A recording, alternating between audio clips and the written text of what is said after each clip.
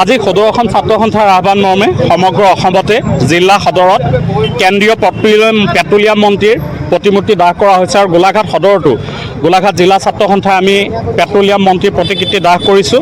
গতিকে যিটো সময়ত প্ৰতিটো বস্তুৱে আকাশলংঘী মূল্যবৃদ্ধি হৈছে, মূল্যবৃদ্ধি নিয়ন্ত্ৰণ কৰাৰ ক্ষেত্ৰত কেন্দ্ৰীয় চৰকাৰে কোনো ব্যৱস্থা গ্ৰহণ কৰা নাই, ৰাজ্য চৰকাৰে একেলগে কোনো ব্যৱস্থা গ্ৰহণ কৰা নাই। গতিকে তাৰ আমি প্ৰতিবাদ ইতিমধ্যে কৰি আছোঁ।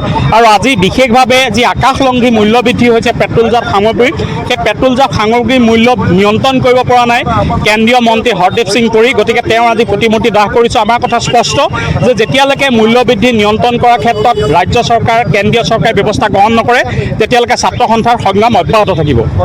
অসম ছাত্ৰ সন্থাৰ আহ্বানত অপদাৰ্থ অকমান্য যিগৰাকী পেট্ৰলিয়াম মন্ত্ৰী তেখেতৰ আজি আমি প্ৰতিকৃতি দাহ কৰিছোঁ। মূল কথাটো হ'ল পেট্ৰল ডিজেলৰ যি আকাশলংঘী মূল্যবৃদ্ধি, দৈনিক যি মূল্যবৃদ্ধি হৈছে তাৰ ফলশ্ৰুতিত অত্যাৱশ্যকীয় সামগ্ৰীৰ লগতে সকলো সামগ্ৰীয়ে আকাশলংঘী মূল্যবৃদ্ধি হৈছে, যাৰ ফলশ্ৰুতিত আচলতে ৰাইজে জীয়াতু ভুগিব লগা হৈছে। এই কথাটো আমি ছাত্ৰ সন্থাই ধিক্কাৰ জনাইছোঁ, গৰিহণা দিছোঁ। আৰু মূল কথাটো হ'ল যেতিয়ালৈকে এই চৰকাৰখনে মূল্যবৃদ্ধি ৰোধ কৰি সাধাৰণ জনসাধাৰণৰ বাবে স্বাৰ্থত যদি কাম নকৰে তেন্তে আমি ছাত্ৰ সন্থাই ভৱিষ্যতৰ দিনত ইয়াতকৈ তীব্ৰ প্ৰতিবাদ